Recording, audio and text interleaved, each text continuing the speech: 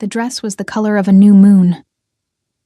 Lily had spent 3 nights sewing the final details alone, by the light of a candle that melted faster than she would have liked, her fingers cold and the needle stubborn. It was not a rich dress. The fabric was common linen, dyed with blackberry bark and burdock root, a deep blue she had mixed herself in a clay pot until she found exactly the shade she wanted. There were no silver embroideries like those on the Alpha daughters' gowns, no bone beads, no crafted buckles. But there was care in every stitch. There was hope in every seam. She was 23 years old, and this was the first time she had ever walked into the great stone hall of the Stonefang Pack without having to serve anyone. Tonight, she was a guest. The hall was thick, with the heavy scent of resin burning in the iron brackets lining the walls. The torches threw wide shadows across the banners hanging from ceiling to floor, each one carrying the symbol of a different pack. The Night of Bonds was like this, a gathering between clans, a rare occasion when wolves from distinct territories came together under one roof to seal alliances, honor promises, and in some cases, announce unions before all who were present. Dorian had promised that tonight would be hers. Lily touched the waist of her dress discreetly as she climbed the stone steps leading to the main entrance. Beneath the fabric, there was a secret she had not yet told anyone. Not even her closest friend, Sina, who appeared at her side at the last moment, gripping her arm with both hands as though she sensed that Lily needed a fixed point to keep from faltering. "You look beautiful," Sina said, and there was something in her voice that sounded more like a prayer than a compliment. "You're looking at me like it's my last day," Lily replied, trying to smile. "I'm looking at you the way I always have, with envy of your hair." Sina tugged gently at the golden braid falling over Lily's shoulder. "He will choose you." "He promised." Lily said nothing. She simply walked in. The warmth of the hall wrapped around her immediately, dense and loaded with the scent of leather, spilled wine, beeswax, and the unmistakable odor of strong-blooded wolves gathered in great numbers. There were more than 200 present. Long oak tables occupied the center of the space, covered in pitchers and platters. Along the sides, representatives of the greater packs occupied elevated seats, like small thrones of honor. At the back, centered, was a stone platform where proclamations were made. Lily knew that place well. She had cleaned the floor of that hall more times than she could count. She had poured wine at those tables. She had cleared bones and soaked rags in candle fat to polish the wooden benches. But tonight was different. She searched for Dorian with her eyes and found him quickly. He stood near the platform, wearing a tunic embroidered with the Stonefang Pack symbol, his hair combed back with cedar oil.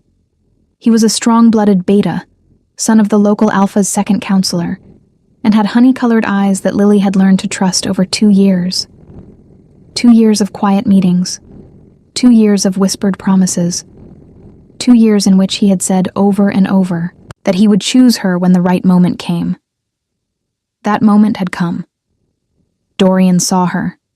Their eyes met for an instant, and Lily felt her heart quicken in that old way, that way she had so many times confused with certainty. He looked away. Lily stood where she was for a few seconds, waiting for him to move toward her. He did not come. Instead, he turned back to the man beside him, laughing at something, spinning his cup between his fingers with the ease of someone who had never promised anything to anyone. Sina touched her arm. "He'll call you when the proclamation happens. That's how it's done. Just breathe." Lily nodded, but something inside her had begun to slip. She could not quite name it, only that the deep blue linen dress suddenly felt heavier than it should. The night moved forward. There were speeches. There was wine.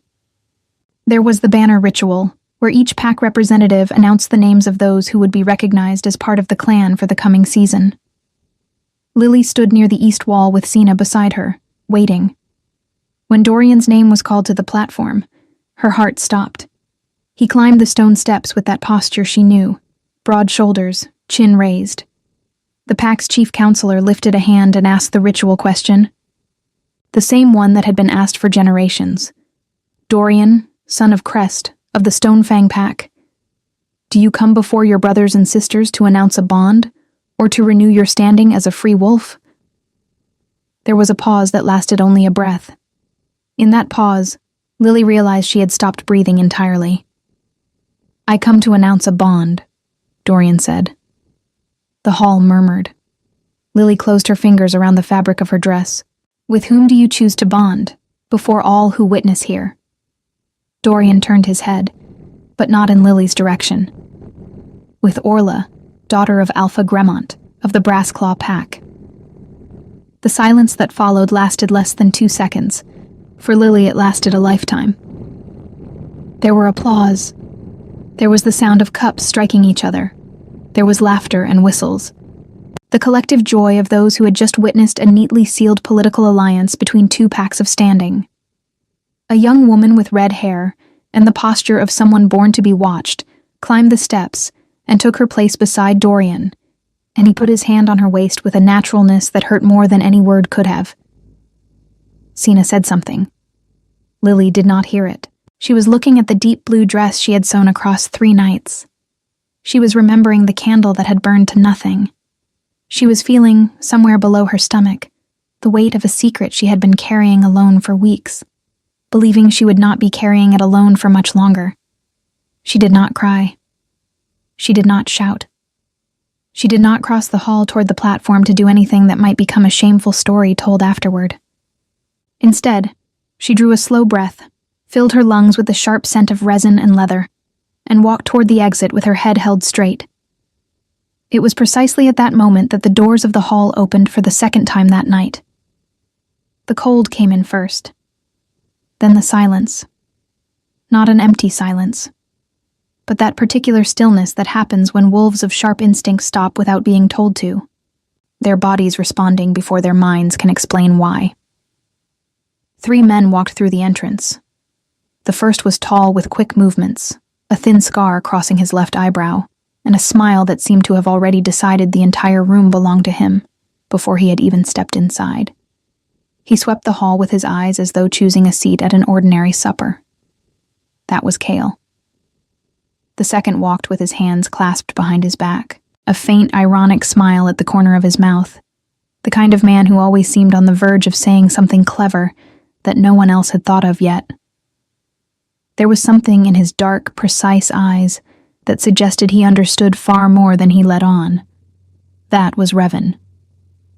The third did not smile. He simply walked. Dark braided hair, eyes of a blue that looked almost gray in the torchlight, shoulders covered by a cape of black fur that was not decoration. It was a warning. He did not need to announce who he was. The hall had already understood. The local alphas straightened in their chairs. The counselors exchanged glances. Someone murmured a title under their breath. Adrian. The Alpha King. Lily was nearly at the door when he crossed her path. It was not deliberate. She was looking at the floor, steadying her breath, trying to reach the corridor before any tears had the chance to surface. And he was simply walking in the opposite direction, unhurried, reading the room with those eyes that seemed to record everything. They almost collided. Lily stepped back. He stopped completely. For a moment, neither of them spoke.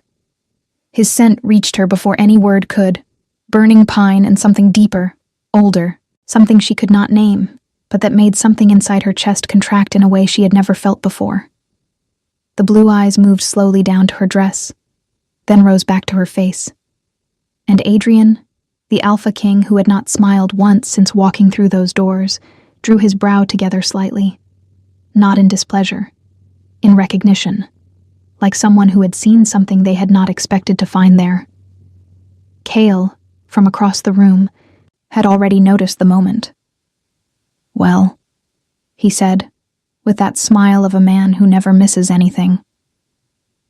"That is interesting."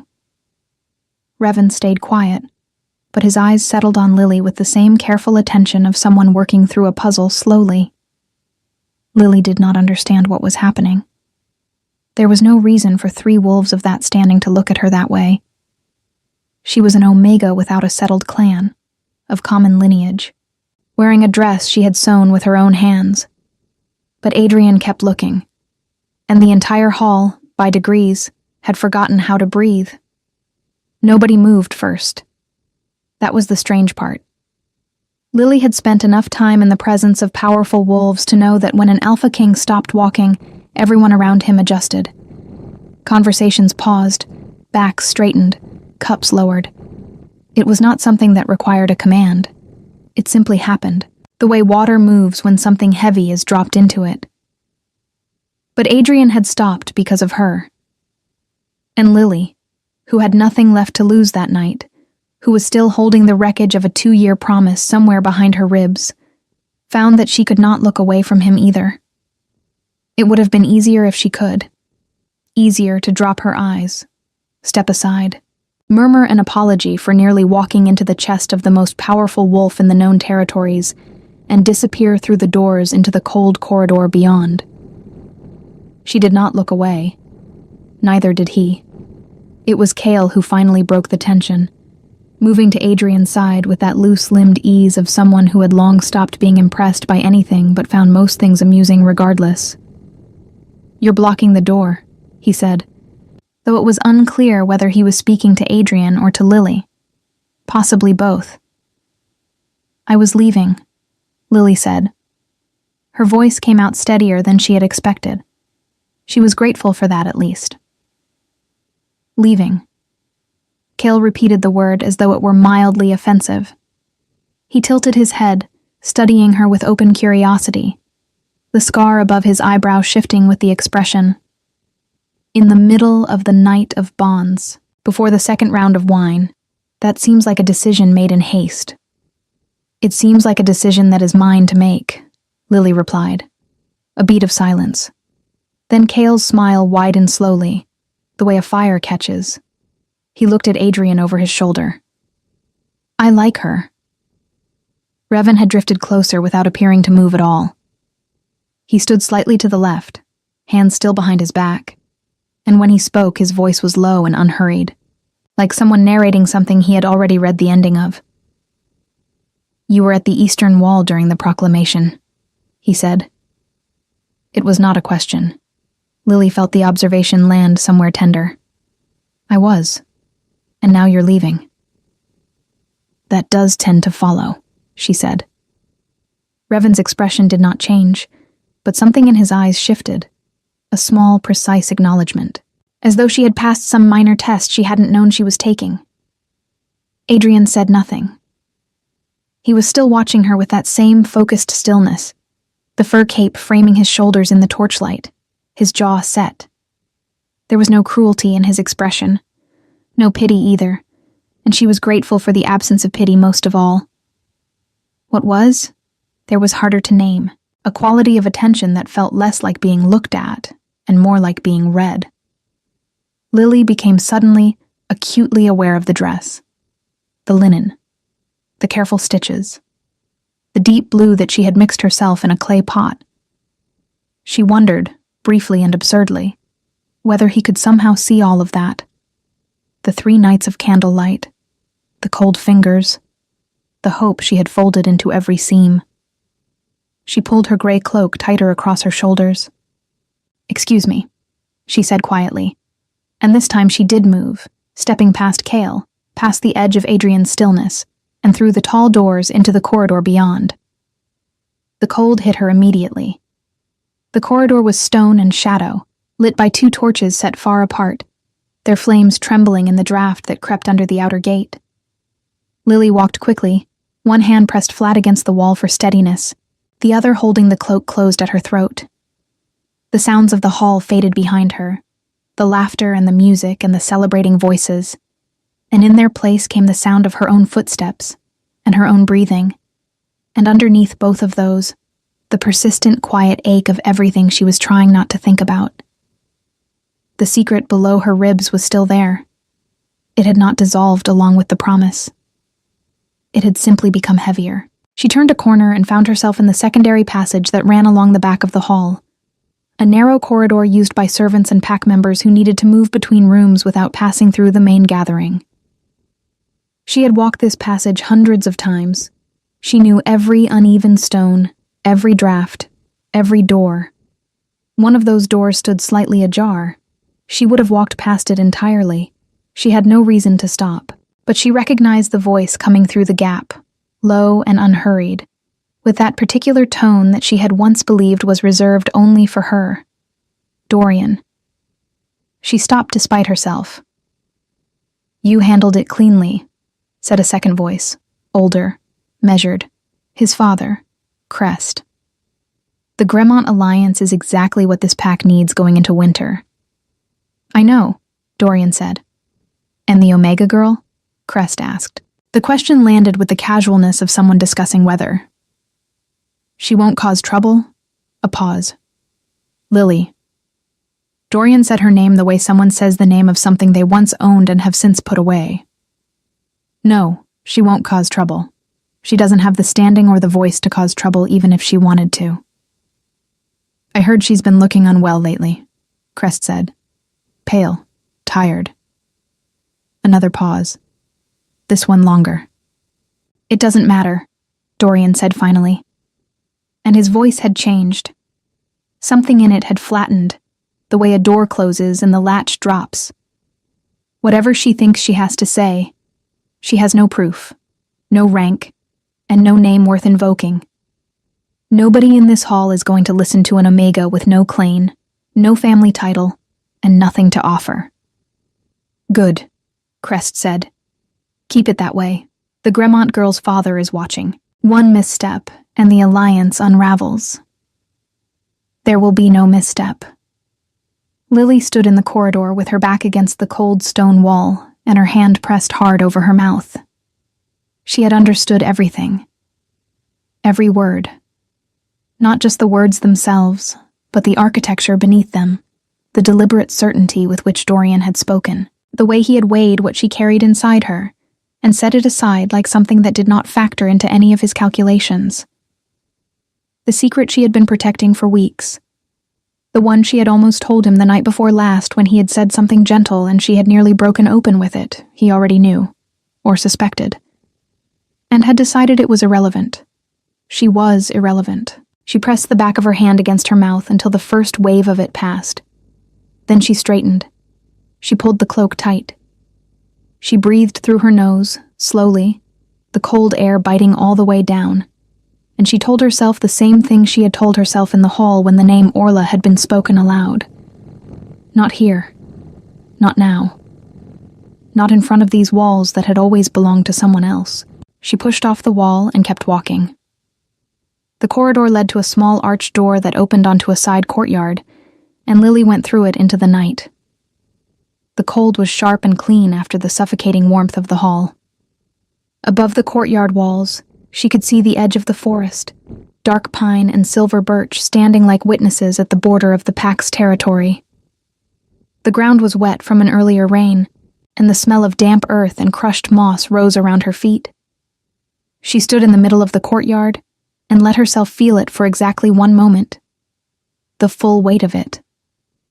The loneliness, the humiliation, the cold practicality with which she had been dismissed by the man who had once held her face in his hands and called her irreplaceable. The weight of the secret she would now be carrying further into an uncertain future than she had ever imagined. One moment. She allowed herself that. Then she heard the door behind her open. She turned, expecting Sina, who would have noticed her absence and come looking with worried eyes and careful hands. It was not Sina. Adrian stood in the arched doorway, the fur cape dark against the pale stone, those gray-blue eyes finding her immediately across the courtyard, as though he had known exactly where she would be. He said nothing. He did not move toward her.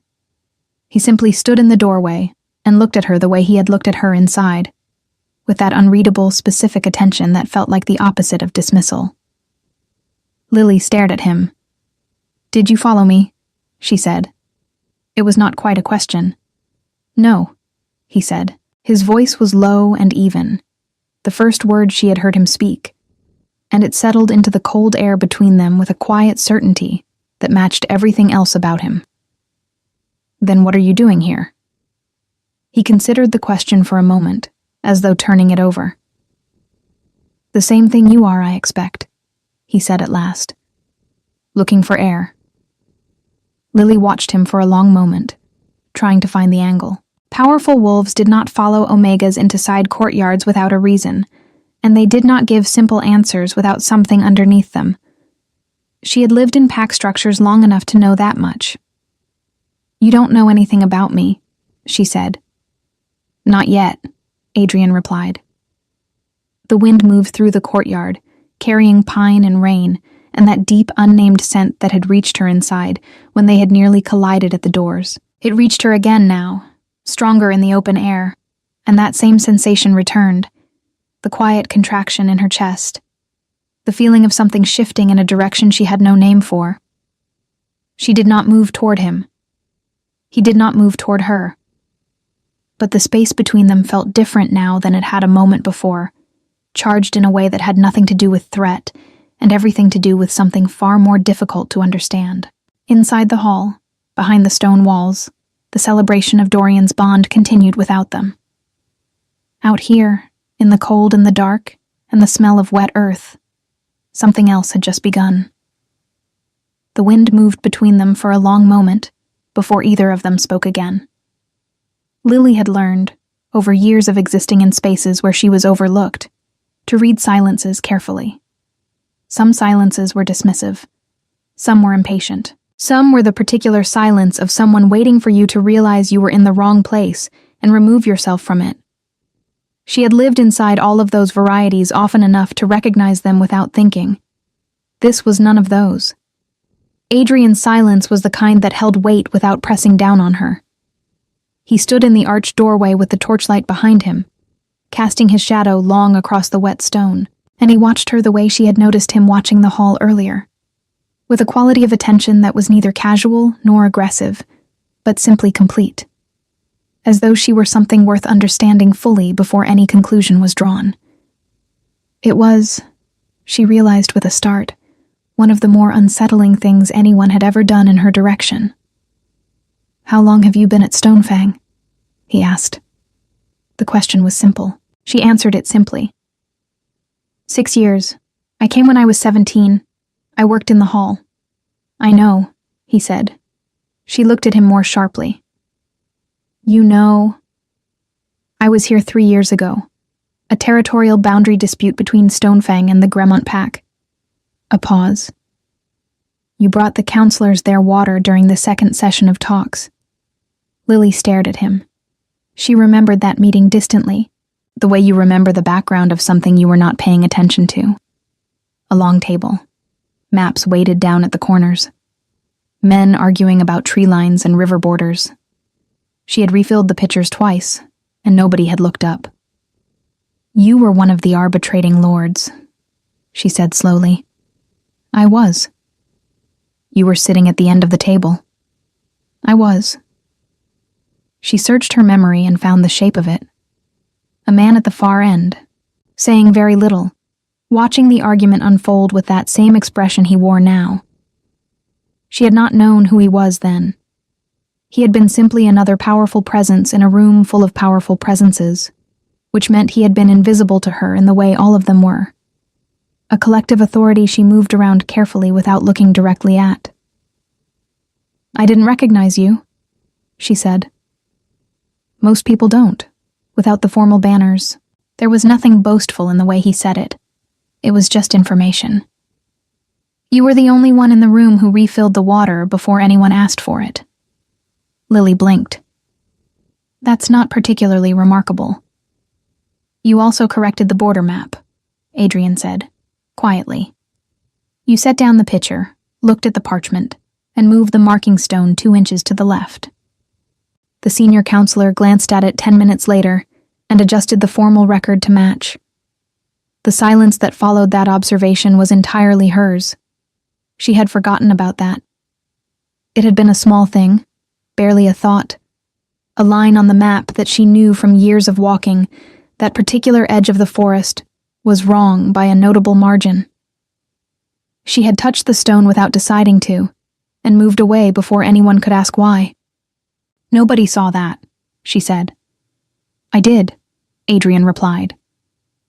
The door behind him opened with a scrape of iron, and Cale appeared at his shoulder, ducking slightly under the arch with the expression of a man who had been looking for entertainment and was now pleased with what he found.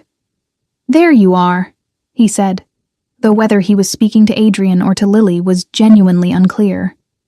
"Revan owes me something. I told him you'd be in a courtyard. He said you'd still be at the door pretending to want air." He looked at Lily with open, uncomplicated interest. "I'm Cale. I make things more complicated. You'll learn to appreciate it." "That seems unlikely," Lily said. Cale pressed a hand to his chest. "She's quick." He looked over his shoulder at Revan, who had appeared behind him with his usual unhurried precision. "You hear that?" "I heard," Revan said. His eyes moved to Lily with that careful attention she was beginning to recognize. "You've been crying." "I haven't," Lily said, which was technically true. "You were about to," he said, which was not something she could argue with. He said it without cruelty, simply as an observation, the way he seemed to say everything. "The night of bonds is a particular kind of difficult for some people." "Revan," Adrian said. One word, low and even, and Revan nodded once in acknowledgement and said nothing further. The door on the opposite side of the courtyard opened then, and it was Cena who came through it, her dark cloak tangled around her ankles from walking fast, her eyes scanning the courtyard with the frantic efficiency of someone who had been looking for several minutes and was prepared to be furious. She found Lily immediately. Then her eyes moved to Adrian, then to Cale, then to Revan, then back to Lily, where they stayed with an expression that went through at least 4 separate emotional stages in the span of 2 seconds. Cena stopped walking. "Lily," she said very carefully. "I'm fine," Lily said. "You are standing in a courtyard with—" Cena lowered her voice considerably. "The Alpha King, and what appear to be 2 of his senior wolves. I'm aware. And you are fine." "Moderately," Lily amended. Cale looked at Cena with great appreciation.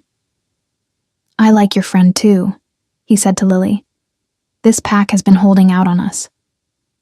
Cena opened her mouth, closed it, and then apparently decided that the only reasonable response was to come stand next to Lily, which she did, pulling her cloak straight with the dignity of someone who had not just run across half a stone corridor in a mild panic. Adrian had watched all of this without moving from the doorway. There was something almost imperceptible in the line of his mouth. Not quite a smile, but the shadow of one, as though the scene had produced in him something that was not amusement exactly, but was adjacent to it. Then the outer door of the courtyard opened again. Dorian stepped through. He had come looking for someone. That much was clear from his posture, the slight lean forward, the scan of the courtyard. When he found Lily, he drew a breath and started toward her, already assembling an expression. Something between gracious and apologetic, the face of a man who had prepared a speech. He stopped when he registered who else was in the courtyard. The change in him was immediate and involuntary. His shoulders pulled back, his chin rose. His eyes moved from Lily to Adrian with a calculation that was almost visible. Adrian looked at him with no particular expression at all. That, more than anything else, seemed to unsettle Dorian most. He had expected something. Indifference, perhaps, or a glance that confirmed he was of too little consequence to register. What he received instead was the full weight of Adrian's attention, level and absolute and entirely without warmth. "My lord," Dorian said, inclining his head. Adrian did not respond. The silence stretched long enough to become its own kind of statement. Dorian turned to Lily. Whatever speech he had prepared had rearranged itself into something shorter and more cautious. "I wanted to make certain you were well," he said. Lily looked at him for a long moment.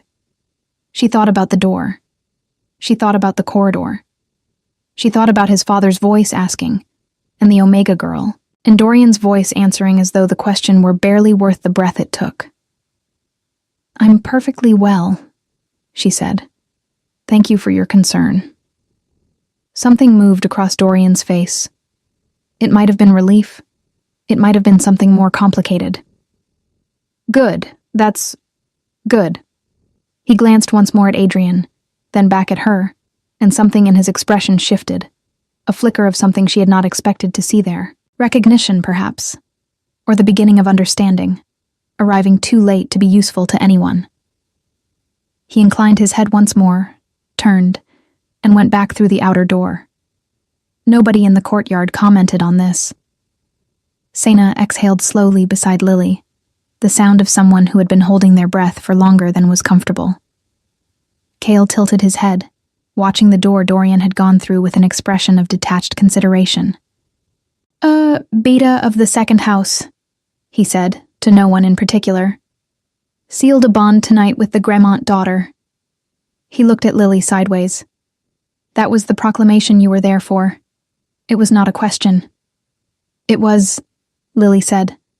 And the dress, he said, looking at the deep blue linen with the same matter-of-fact observation with which he seemed to approach everything. You made it yourself. I did. For tonight. Yes, Cale nodded once, as though something had been confirmed. He did not say anything further on the subject, which Lily found she was grateful for. Adrian pushed off the doorway and took 2 steps into the courtyard. He stopped a reasonable distance from her, close enough to speak without raising his voice, far enough that she did not feel pressed. Where will you go tonight? He asked. Lily frowned slightly. To my quarters, in the lower annex. They're part of the main pack lodge? Yes. Dorian's pack, he said. The word his settled into the air with a precision that she recognized. It was not an accusation. It was simply an observation, delivered with the quiet exactness of someone marking a fact on a map. She had not thought of it that way before. She had thought of the lower annex as hers because she had lived in it for 6 years. But she had no clan name, no formal rank, no document that said the space belonged to her, rather than to the lodge structure she occupied by the informal permission of a pack she had never formally joined. She was quiet for a moment. I see your point, she said at last. Adrian held her gaze. Come to the morning gathering, he said. At the main hall. I will be presiding over the secondary territorial disputes before I leave Stonefang. I'm not a party to any territorial dispute. No, he agreed. But I'd like you there. Lily searched his face for the angle again, for the shape of what was underneath the words. She found nothing that looked like manipulation, nothing that looked like pity, and nothing that looked like the easy, practiced charm of a man who said things like this often. What she found instead was something far simpler, and in some ways far harder to dismiss. He meant it. I'll consider it, she said carefully. Something settled in his expression. Not satisfaction, exactly. Something quieter than that. That's enough, he said. Behind her, Sena made a sound that she quickly converted into a cough. The cold had deepened around the courtyard. The torches in the corridor beyond the arch threw their wavering light across the wet stones, and somewhere above the dark line of the forest, a single cloud had moved away from the moon and left the sky briefly, sharply clear. Lily stood in the middle of that courtyard with the weight of everything that had happened that night pressing against her ribs. The rejection, the door, the secret she was still carrying, and the inexplicable fact of this man who had remembered where she had moved a stone on a map 3 years ago. She did not know what any of it meant yet. But for the first time since she had walked into the great stone hall in her deep blue dress and her careful hope, she felt something other than the specific gravity of loss. She felt, distantly and cautiously, like she might want to find out. She did not sleep. The lower annex was cold in the way that stone buildings are cold in the hours before dawn, not brutally, but persistently, the kind of cold that works its way through a blanket and settles into the joints and makes everything feel slightly heavier than it should. Lily lay on her narrow bed with her cloak pulled over her and stared at the ceiling and listened to the sounds of the lodge settling around her. She thought about the courtyard. She thought about what Adrian had said, and more than what he had said, the way he had said it. Without performance, without the particular quality of a man trying to impress a woman he has decided to want. There had been something almost businesslike in his manner, if business could be conducted with that level of quiet attention, something that treated her as a person with a position worth considering, rather than a circumstance worth managing. She thought about the door, about Dorian's voice and his father's voice, and the flat certainty with which she had been weighed and found negligible. She thought about the secret below her ribs, which had not slept either. When the first gray light came through the narrow window above her bed, she got up, washed her face in the basin, braided her hair with steady hands, and put on the gray cloak over the blue dress that she had worn the night before, because it was the best thing she owned, and she was not yet ready to fold it away. Then she walked to the main hall. The morning gathering was smaller than the night before, the celebration stripped away to reveal its working bones. The long tables had been pushed to the sides. At the center of the hall, a large map had been laid across a flat board supported by iron stands. The same kind of map she had seen 3 years ago, weighted at the corners, marked with boundary lines in charcoal and red chalk. Chairs had been arranged in a semicircle facing a central seat. And in that central seat, Adrian sat. He had changed from the night before. The fur cape was gone. He wore a dark leather vest over a simple long-sleeved garment, crossed straps at his chest, bracers at his wrists, the practical clothing of someone who worked rather than presided. His braided hair was pulled back. He was reading something when Lily entered, a folded document, and he did not look up immediately. Cale saw her first. He was standing to the left of the map with a cup of something hot, and he raised it slightly in her direction like a small, ironic toast. Revan was at the far wall, speaking in a low voice with one of the Stonefang counselors, and he glanced at her briefly with those precise dark eyes, and then returned to his conversation. Lily found a place along the eastern wall, standing rather than seated, which was where she belonged in the hierarchy of the room. There were perhaps 30 people present, senior wolves from various packs, counselors, a few representatives of border territories. She recognized most of them by sight, if not by name. She recognized Crest immediately. Dorian's father stood near the map with 2 other Stonefang counselors, his posture the careful upright of a man who was always aware of where the authority in any room was positioned. He had not seen her yet. Adrian looked up from the document. His eyes found her across the hall with the same directness she was beginning to expect from him, not searching, not surprised, simply locating. The smallest acknowledgement moved through his expression. Then he set down the document, and the session began. She had attended enough pack gatherings in her peripheral role to follow the structure of what unfolded over the next 2 hours. Boundary disputes were presented, argued, and examined against the map. Adrian asked questions that were brief and precise, cutting through lengthy arguments to the specific point of disagreement with an efficiency that left the more verbose representatives visibly unsettled. He made 2 rulings and deferred 1 pending further evidence. He was fair in a way that was not warm, which was, Lily found, more trustworthy than warmth would have been. She was watching him work when Crest turned and saw her. The change in the older man's posture was subtle, a slight stiffening, a reorientation of attention. He said something quietly to the counselor beside him, and that counselor glanced in her direction with an expression that Lily had seen aimed at her many times before. The mild, dismissive confusion of someone trying to understand why a person of no consequence was standing somewhere they did not obviously belong. Crest cleared his throat. "My lord," he said, with the careful tone of a man raising a procedural point. "I notice we have some additional observers this morning who are not party to any territorial matter before this session. It may be appropriate to confirm that all present have standing to remain." The room stilled slightly.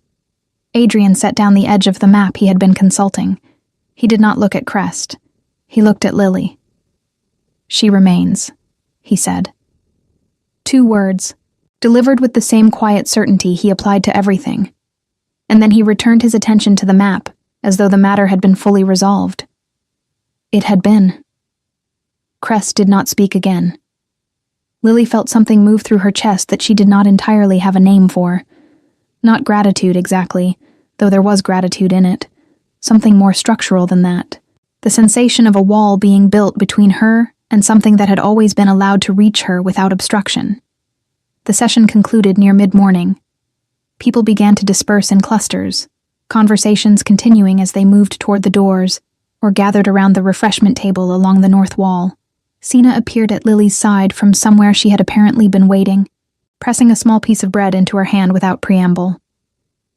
"You need to eat," Sina said. "I'm not hungry." That wasn't a question. Sina watched her take a reluctant bite, then lowered her voice. "How are you feeling? And I mean truly." Lily considered lying. The habit of it was deeply established, the reflex of someone who had learned early that expressing need in a place where you had no standing was more dangerous than concealing it. But Sina had known her for 4 years, and had the particular patience of a person who would simply wait. "Unsteady," Lily admitted. "You need to tell someone," Sina said. "You can't keep carrying this alone. It's been weeks, Lily." "I know. Who are you going to tell?" Lily did not answer, but her eyes moved, involuntarily and briefly, across the room to where Adrian stood with Revan, the session's documents being gathered by one of his men. As though sensing it, Revan looked up and his gaze tracked the direction of hers, and then, with that thoughtful precision, moved to Adrian. He said something low. Adrian turned. Lily looked away immediately, which was, she knew, precisely the kind of reaction that told a careful observer everything. She ate the bread. It was perhaps half an hour later, when most of the gathered wolves had drifted out and the hall had returned to its working quiet, that she felt it. A wave of dizziness, not dramatic, not the kind that preceded falling, but the kind that preceded the need to sit down immediately and breathe through her nose until the world stopped tilting. She found the edge of a bench and lowered herself onto it with what she hoped looked like casualness. Sina was across the room, speaking with someone near the door she had not seen. "Here." A cup appeared in her line of vision. She looked up. It was Kale, crouched slightly to her level, holding out a clay cup with an expression that had none of its usual amusement in it. "Water. Drink it slowly." She took it. "How did you went pale," he said simply. Revan noticed first. He notices most things first. It's extremely irritating. He stayed crouching, watching her drink with the casual attentiveness of someone keeping watch without making it obvious that's what they were doing. "Better?" "Getting there," she said. "Good." He stood, hands in his belt, and looked out across the room. "He wants to speak with you, when you're ready." No urgency. Lily did not ask who. "Tell him I'm ready now," she said. Adrian came to her without ceremony, without an audience, without any of the trappings that his position entitled him to bring to every interaction. He simply walked over and sat on the bench an arm's length from her, forearms on his knees, and waited. She told him. She did not plan to tell him all of it. She had intended something brief and managed, a small accounting of the situation that explained enough without exposing anything irreplaceable. But there was something about the specific quality of his attention, the fact that he did not lean forward or reach toward her or rearrange his expression into something performed, that made the managed version feel inadequate. She told him about Dorian, about the 2 years, about the promise and the proclamation and the name Orla spoken from the stone platform. She told him about the corridor and the door that had been left ajar, and the voices she had heard through it, the word whatever she thinks she has to say spoken in Dorian's voice, with that flat, sealed certainty. And then she told him the rest. When she finished, the hall was quiet around them. Sina had come back to the doorway and stopped there, reading the scene, and had the wisdom to remain where she was. Adrian did not speak immediately. He looked at the middle distance for a moment with that quality of attention he applied to maps and disputes and arguments, the the focused consideration of someone who was taking in the full shape of something before responding to any part of it. "How far?" he asked. His voice was low. 9 weeks, perhaps 10. He nodded once. Then he turned his head and looked at her directly. "You have no formal claim to shelter within this pack," he said. "No. And no family title." "No." "Then you've been here 6 years," he said, "on nothing but your own competence and the informal permission of people who have just demonstrated what that permission is worth." Lily held his gaze. "That is an accurate summary, yes." Something moved through his expression. It was not pity. She was certain of that. It was something older and more deliberate. The expression of someone who has identified a wrong and is already, quietly, beginning to consider what to do about it. "There is a woman," he said slowly, "in the records of the old Ashvale pack. A bloodline that scattered 3 generations back when that territory fell. The scent carries." He looked at her with those gray-blue eyes. "Do you know your mother's line?" Lily frowned. "My mother died when I was 4. I was told she came from a minor branch family. No one gave me more than that." "Who told you she was minor?" She opened her mouth, then closed it. She realized with a quiet and arriving certainty that the answer was the same people who had always told her what she was. Adrian said nothing further. He simply held her gaze, patient and still, while that realization finished settling. Outside the hall's high windows, the morning had cleared. The sky above the tree line was the pale, clean blue of a world that had been washed by rain and left without excuses. And somewhere in the eastern wing of the lodge, a door that Lily had never opened was about to become relevant. The records room was at the end of the eastern corridor, behind a door that required a key held by the Stonefang head archivist. An elderly wolf named Piran, who had been keeper of the lodge's documents for longer than most of its current residents had been alive. He opened the door without question when Adrian asked, which told Lily something about the nature of authority she had not previously understood from the inside. The room smelled of old parchment and dried ink and the particular dustiness of things that had been important once and then set aside. Perrin lit 2 additional candles and moved to a section of shelving along the far wall without being directed, his fingers traveling across the spines of bound ledgers with the ease of long familiarity. "Ashvale Territorial Records," Adrian said. "Third shelf, Eastern Collection," Piran said. "What period?" 3 generations back. Bloodline dispersal after the fall. Perrin pulled a ledger without hesitation and set it on the narrow reading table at the center of the room. He opened it to a page somewhere in the middle, smoothed it flat with practiced hands, and stepped back. Adrian looked at Lily. She moved forward and looked down at the page. The names were written in the careful, slightly faded script of a record keeper who had understood they were documenting something that would outlast them. She read down the column of the dispersal registry, the list of those who had left Ashvale territory when the pack fell, tracking by name and lineage and destination. She found her mother's name halfway down the page. Marin, second daughter of the Ashvale bloodline, elder branch. Dispersed to the southern borderlands. Status, unconfirmed. Lily's hand rested on the edge of the table. She read it again. The words did not change. "Elder branch," she said. Her voice was very quiet. "The Ashvale elder bloodline was one of the oldest in this region," Adrian said, standing beside her. "They were not nobility in the way the current packs understand nobility. They were older than that. The scent marker that carries in that line is distinctive to anyone who knows what they're looking for." He paused. "I recognized it the moment you walked past me at the door last night." Lily stood very still. All her life she had been told what she was by people who had decided before they looked. An Omega without standing. A girl without a name worth invoking. A woman whose presence in a room required justification.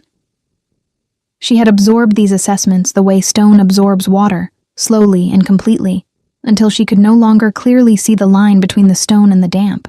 She looked at her mother's name written in faded ink and felt something shift in her chest. Not a dramatic unraveling, Something quieter than that. The particular sensation of a thing you have been leaning against for a long time no longer being there, and finding that you were standing on your own already, and perhaps had been for longer than you knew. "What does this mean?" she said. "Practically. It means you have a bloodline claim that predates every current alliance structure in this territory," Adrian said. "It means the Stonefang Pack has been housing an Ashvale heir as an unpaid servant for 6 years.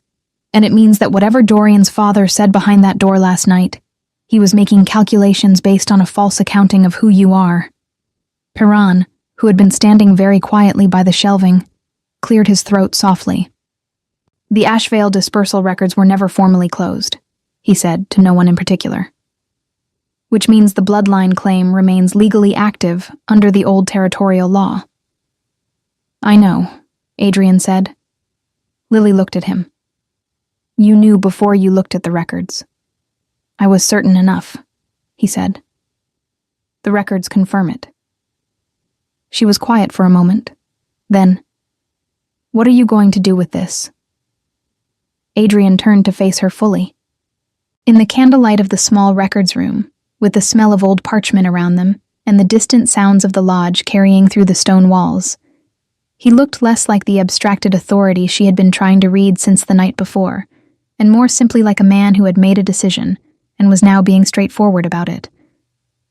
"Nothing," he said, "without your agreement." The formal session was called for midday. Adrian had requested it through the Stonefang head counselor with the particular brevity of someone who was not asking. The hall filled again, not with the festivity of the night before, but with the taut, attentive energy of a gathering that understood something consequential was about to happen without knowing precisely what. Dorian was there. He stood near his father with an expression that had been carefully arranged into composure, and was not entirely succeeding. Orla, his newly bonded mate, was not present. She had departed for the Gremont territory at first light. Kale stood at Adrian's right, Revan at his left. Sina had found a place near the eastern wall, close to where Lily stood, and she had taken Lily's hand without asking, and was holding it with both of hers. Adrian did not use the platform.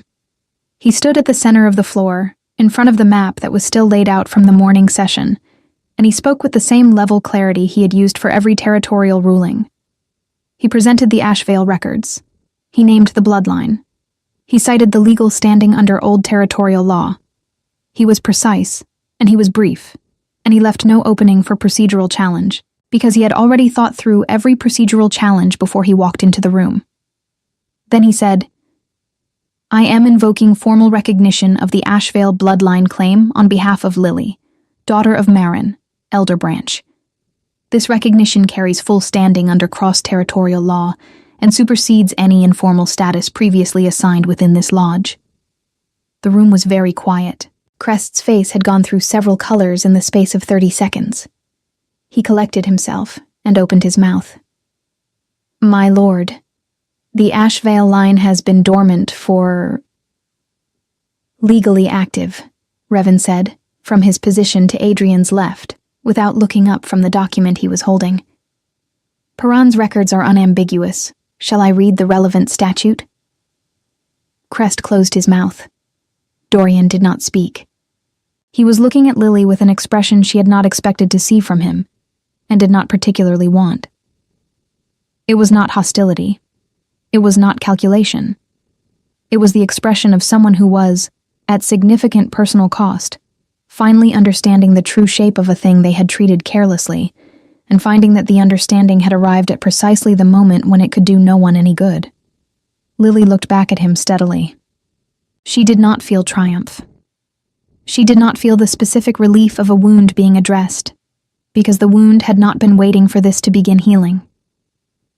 The wound had begun healing last night in a cold courtyard, when a man she did not know had told her he remembered where she had moved a stone on a map. She simply held Dorian's gaze long enough for him to understand that she saw him clearly, and then she looked away. She left Stonefang 3 days later. There were things to settle, documents to be properly recorded, a formal process that Revan managed with the thorough efficiency of someone who treated paperwork as a personal adversary to be defeated completely. Perun provided sealed copies of the Ashvale records. The Stonefang head counselor signed the recognition without meeting Lily's eyes, which was his prerogative, and did not trouble her. Sina helped her pack, which did not take long because there was not much. A worn satchel, 2 changes of clothing, the blue dress folded carefully at the top, a small carved wooden figure that had been her mother's, the only object she had carried from her earliest life. She held it for a moment before placing it in the bag. "You don't have to come," Lily told Sina. "It's a long journey, and you have a life here." "I have a room here," Sina said. "There's a difference." She set her own bag beside Lily's. "I've never been to the Northern Territories. It's cold. You just spent 6 years in a stone lodge with drafty windows. I think we'll manage." Lily looked at her for a moment, and something in her chest ached with a warmth that had nothing to do with the fire burning in the small hearth. "Thank you," she said. "Stop that," Sina said briskly. "You can thank me by naming her something with more than 2 syllables. It might be a boy." "It won't be," Sina said, with the absolute certainty she applied to everything she had no real way of knowing. And somehow, looking at her, Lily found that she believed it. The journey north took 11 days. Cale complained about the road on days 3 and 7, in detail and with genuine creativity, which caused Revan to calculate aloud the precise number of times he had complained about that specific road across all journeys he had observed, which caused Cale to complain about Revan, which was apparently a well-established pattern that everyone else in the traveling party had developed a comfortable immunity to. Adrian rode mostly in silence. But on the 4th evening, when they had stopped at the edge of a wide river and the camp was being made in the last of the daylight, he sat beside Lily at the bank, where she had gone to watch the current, and said, without preamble, "You don't have to decide anything before we arrive." "I know," she said. "There is a house within the territory. It was part of the Ashvale holdings that came under Northern protection when the pack fell. It belongs to the bloodline, not to me." He looked at the water. "You can live there. Raise the child there. Make whatever decisions you choose to make, on your own time, without owing those decisions to anyone." Lily was quiet for a moment. The river moved past them, dark and steady, carrying the smell of cold stone and pine from somewhere further up. "And if I make decisions that include you," she said carefully. He turned his head and looked at her. The last of the evening light was on the water and on the line of his jaw, and in those gray-blue eyes that had been looking at her, she was beginning to understand, for much longer than last night. "Then I would consider that," he said, "the best possible outcome." The child was born in late spring, in the house that smelled of old wood and new fire, with Sena present, and a healer from the Northern Lodge, and the distant sound of the forest coming through the open window, because Lily had insisted on the window being open, which Sena had argued against, and then conceded. She was a girl, as Sena had predicted with her customary baseless certainty. Lily held her in the early morning, in the quiet after everything, with the pale spring light coming through the window, and the smell of pine and damp earth rising from the forest below. And she felt, fully and without reservation, the thing she had been moving toward through every difficult yard of the past year. She was home. Adrian came in quietly, as he did everything, and sat in the chair beside the bed, and looked at the child with an expression that was not performed and not managed, but simply true, the expression of a man seeing something that mattered to him. He did not say anything for a long while. Then, "She has your coloring."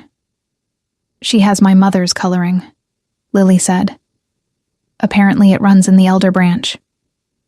A small silence. Then something moved at the corner of his mouth that was, unmistakably, a smile. The first full one she had seen from him. It changed his face entirely, opened it, and she found she wanted to see it again as many times as possible for the rest of her life. "What will you call her?" he asked. Lily looked down at the small face, the fine gold hair, the hands that had already decided to hold on tightly to whatever they found themselves near, Maren, she said, after her grandmother. Adrian nodded once. The weight of the name settled into the room gently and stayed there, as names do when they are given to the right person at the right time. Outside, the spring forest was loud with birds and the movement of the wind through new leaves, and somewhere below the house, Kale was teaching Sena some card game of dubious legitimacy that she was almost certainly going to beat him at within the hour, and the Northern Territory was waking up around them with the unhurried certainty of a place that had been standing for a very long time and intended to keep standing. The blue dress hung on the back of the door. Lily had not folded it away. Some things were made for more than one night. End. Lily found her bloodline, her standing, and her home. Adrian kept the silent promise he had made to himself the moment he saw her move a stone on a map. Sena never left. Kale lost the card game. Revan had predicted all of it. Dorian returned to Stonefang and lived a quiet, unremarkable life. He never spoke Lily's name again. But some evenings, when the lodge hall was full and loud and celebrating, he stood at the edge of it with the particular stillness of a man who understands, too late and too completely, the precise value of what he chose not to keep. Little Maren grew up knowing her grandmother's name and her great-grandmother's bloodline and the forest outside the house that had always been hers. That was enough. That was everything.